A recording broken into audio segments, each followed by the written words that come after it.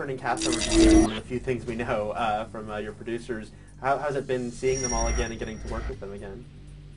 I don't know if I've really seen anyone yet. It's true. Yeah, because we don't all work together all the time. It's sort of... There are a few that, it's always sad to see somebody leave the show, and so it's equally, if not more, happy when they return, and there are a few of the people who are coming back are really good friends, and so I'm really excited to not just work with them again, but just to hang out. The first thing I do when I get to the script is I go to the cast list and see, oh, look who's back, and kind of go through those and see if you can catch them, right when they get in before they have to get all busy, because they're really quick. It's like as soon as they're done working, they're sending them away again. So it's you got to find your windows of opportunity.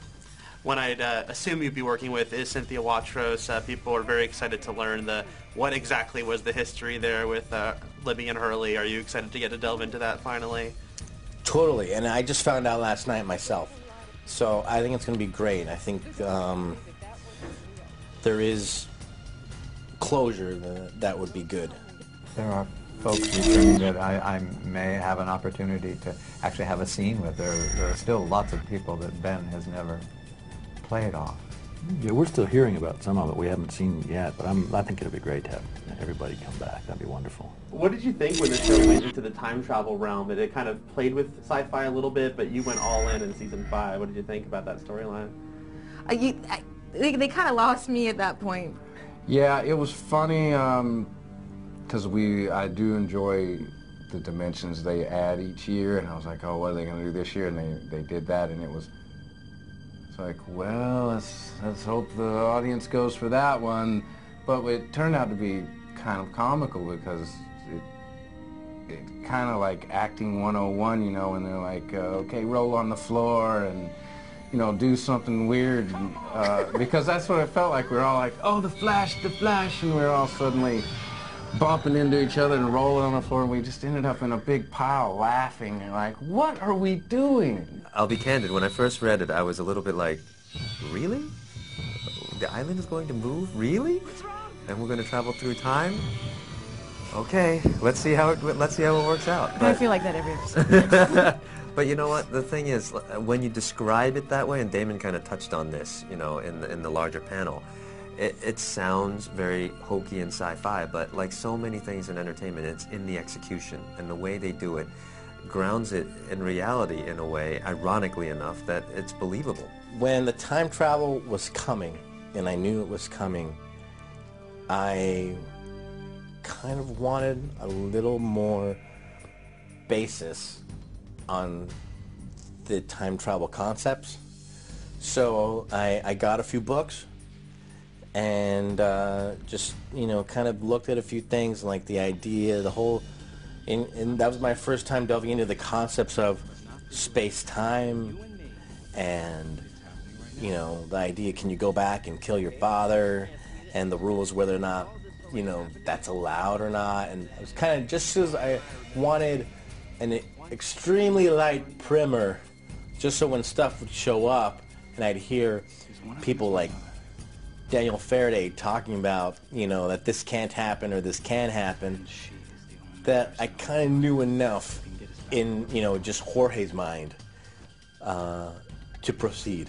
I think that we had a whole new great big fan base that jumped back on board with us with time travel, and my sister was one of them. She watched the first season, then she dropped off for season 2 and 3, and then when they brought in and 4, and then when they brought in time travel, she was like, oh, you got me back. And then I was the opposite. I like the character stories, so time travel sort of whoop.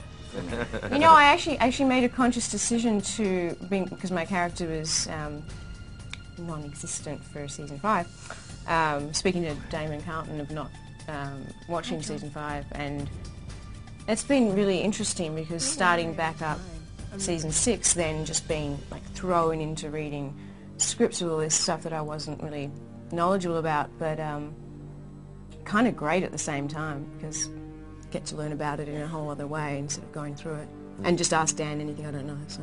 That's right. The fans always have these questions. Is there something you want to see wrapped up really big by the end? Something that you think about, like what's going to happen with? The numbers. The numbers. We both want to know about the numbers. We're like, what's up with the significance of those numbers? Do you have a theory? What's up with the numbers? We like the numbers, Grandma. Yeah. I suppose there's a couple of things. One of the things that we were talking about before is my relationship with Jack, how Claire and Jack have no clue that they're related on the island. I'd love to see that addressed and how that's going to possibly change how they interact and their characters' relationship. Daniel, is there anything for you that unanswered question? You know, there are small things, but I think the broader question that I would really like to see answered is why us? And I don't think we're going to find that out until the very end. Of course, there's little mysteries and there's big mysteries, and we've tended to focus on a large answer to that question. Like, I would like to know if I have rightly understood the point of view of the storytelling for 5 years.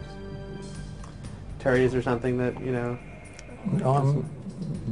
I would want to know what the island is, or who it is, and why are we there. Most shows kind of year to year don't know if they're going to come back, but you guys have known for 3 seasons now this would be the last year. Does it kind of make it the last year of school feel on set? Exactly. Absolutely. You nailed it. That's exactly how it feels, and it's... Sangria Thursdays. I thought it was Tuesday. It's Tuesday, Wednesday, Thursday. Tuesday, Wednesdays, and Thursdays. Yes. No, it's Depends on definitely, the week. there's a lot of camaraderie on set and a lot of kind of just giddy energy of, you know, wow, this is it. This could be the last time we're doing a scene with this bush over here. And, you know, we have all these locations that we... I don't like it when you talk about me that way. Well, I told you, it's I know, rude. but, you know, I like... It's a little unruly on set at times, too, because we all know it's over, so it's like no one's going to get fired now. We know sadness is coming, but we're trying to keep it as close to the very end as possible, and we're just kind of enjoying each other on set, and just...